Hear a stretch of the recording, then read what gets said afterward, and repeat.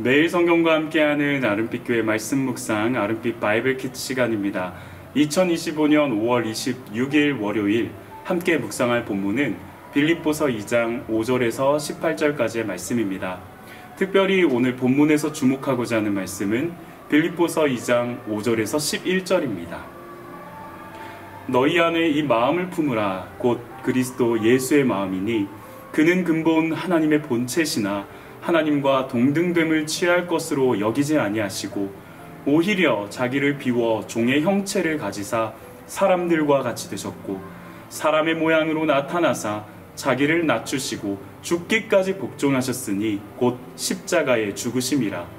이러므로 하나님이 그를 지극히 높여 모든 이름 위에 뛰어난 이름을 주사 하늘에 있는 자들과 땅에 있는 자들과 땅 아래에 있는 자들로 모든 무릎을 예수의 이름에 꿇게 하시고 모든 입으로 예수 그리스도를 주라 시인하여 하나님 아버지께 영광을 돌리게 하셨느니라. 샬롬, 주 안에서 사랑하는 아름빛 성도님들, 새로운 한 주를 여는 월요일 아침입니다. 하루 그리고 한 주간의 시작 앞에서 오늘도 말씀 앞에 서서 그 말씀이 이끄시는 대로 순종하며 나아가는 은혜가 있기를 기도합니다. 지금 바울은 로마 감옥에 갇혀 있습니다. 그런 현실에서 바울은 사랑하는 빌립보 교회에 편지를 씁니다. 빌립보 교회를 향한 신학적, 신앙적, 윤리적 권면을 전합니다. 그리고 그 편지 한가운데 이 구절을 가장 중심에 둡니다. 빌립보서에서 오늘 우리가 읽은 구절은 핵심 중에 핵심, 엑기스 중에 엑기스라고 할 수 있습니다. 그냥 빌립보서는 이 구절을 이야기하려고 펜을 들었다 해도 과언이 아닙니다. 너희 안에 이 마음을 품으라. 무슨 마음입니까? 그리스도 예수의 마음입니다. 이 명령은 철저히 공동체적입니다. 헬라어 원문에서는 이 명령의 대상을 복수형으로 지칭합니다. 다시 말하자면 개인의 인격 수양 정도의 메시지가 아니고요. 공동체가 함께 품어야 할 어떠한 영적 정체성을 제시하는 것입니다.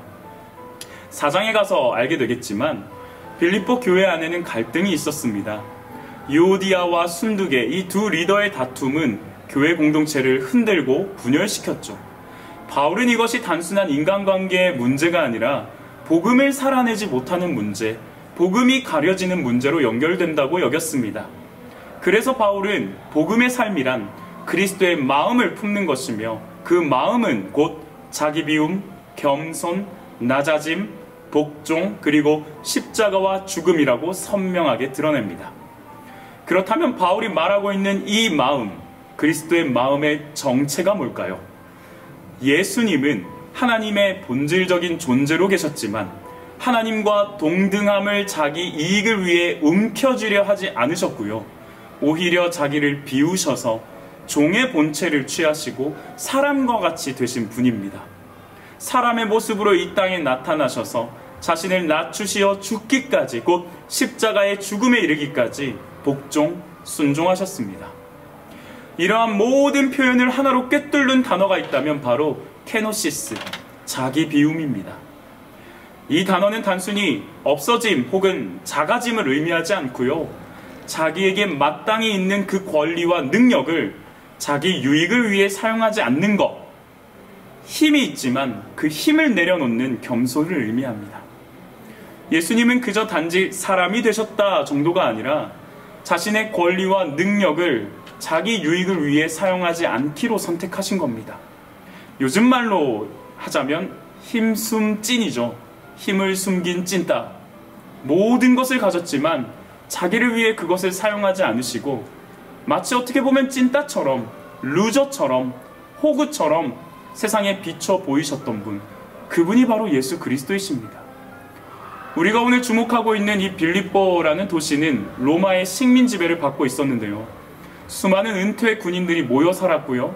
그러한 강자존의 현실에서 우러나오는 명예와 수치, 위계와 권위의 문화가 강하게 뿌리내려 있었습니다.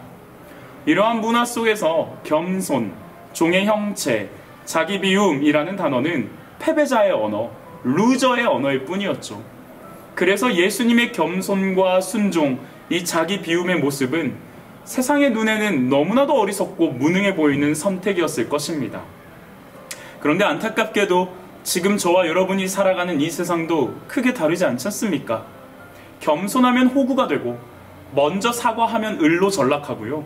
사랑을 먼저 표현하잖아요. 그러면 약한 사람이 되는 현실입니다. 심지어 가장 작은 공동체라는 가정 안에서도 우리는 종종 이렇게 말하지 않습니까? 내가 왜 먼저 미안하다고 해야 돼? 먼저 연락하는 사람이 지는 거야. 원래 더 사랑하는 사람이 약자야. 우리 안에도 빌립보와 다르지 않은 이 명예지향적 문화가 깊게 뿌리 박혀 있는 것입니다. 하나님은 그런 우리의 현실을 향해 오늘 말씀으로 명확히 말씀하십니다. 너희 안에 이 마음을 품으라. 곧 그리스도 예수의 마음이니. 저는 이 말씀이 오늘 이렇게 들리기를 원합니다. 너희 가정에서 이 마음을 품으라. 너희 일터에서, 회의실에서, 거래처와의 관계 속에서 이 마음을 품으라. 너희 다락방에서, 예배의 자리에서, 공동체 속에서 이 마음을 품으라. 내가 비난받는 그 자리에서, 내가 억울한 상황 속에서도 이 마음을 품으라. 사랑하는 아름빛 성도님들, 내가 낮아지는 것이, 내가 져주는 것이 결코 지는 것이 아님을 믿는 것, 그것이 복음의 삶 아닐까요? 왜냐하면 우리 하나님은 그 예수님의 자기 비움과 십자가 죽음을 결국 모두의 눈앞에서 일으켜 세우셨고요. 모든 이름 위에 뛰어난 이름으로, 모든 존재 가운데 가장 뛰어난 존재로서 예배받으시기에 합당하신 존재로 높이셨으니까요. 내가 낮아지는 것이, 내가 져주는 것이 결코 지는 것이 아님을 믿는 것, 그것이 하나님을 믿는 믿음, 복음을 살아내는 삶의 적극적 시도일 줄 믿습니다. 오늘 하루 그리고 한 주간 동안 어떤 마음을 품고 살아가시겠습니까? 이 세상은 끊임없이 외치고 있습니다. 지지 마라, 손해보지 마라, 먼저 숙이지 마라.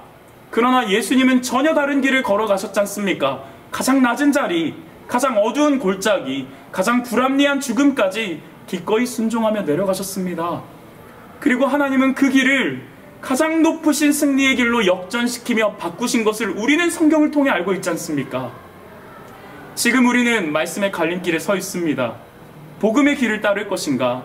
세상의 계산을 따를 것인가? 지금 내가 서 있는 이 가정과 일터와 공동체에서 나는 어떤 마음으로 반응할 것인가? 아, 이쯤 되면 내가 참을 만큼 참았다가 아니라 이쯤이면 내가 그리스도 예수의 마음을 드러낼 타이밍이구나. 이 놀라운 은혜의 복음의 행함을 시도하고 붙드는 한 주간 되시기를 소망합니다. 너희 안에 이 마음을 품으라. 곧 그리스도 예수의 마음이니. 이 말씀 앞에 주저하지 말고 결단하십시오.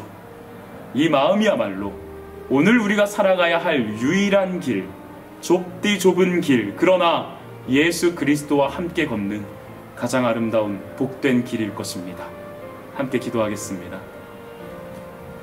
하나님, 오늘도 부담스러운 말씀 앞에 다시 멈춰섭니다. 우리 주님께서 품으셨던 그 마음, 저도 품기 원합니다.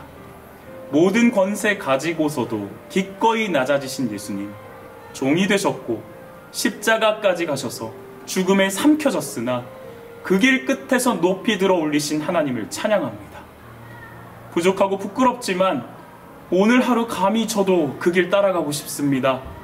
가정 안에서, 같은 일을 반복하는 일터에서, 생각과 기질이 다른 이들과 부딪히는 나의 그 삶의 현장 속에서 이 마음, 그리스도 예수의 마음을 품고 반응하게 하옵소서.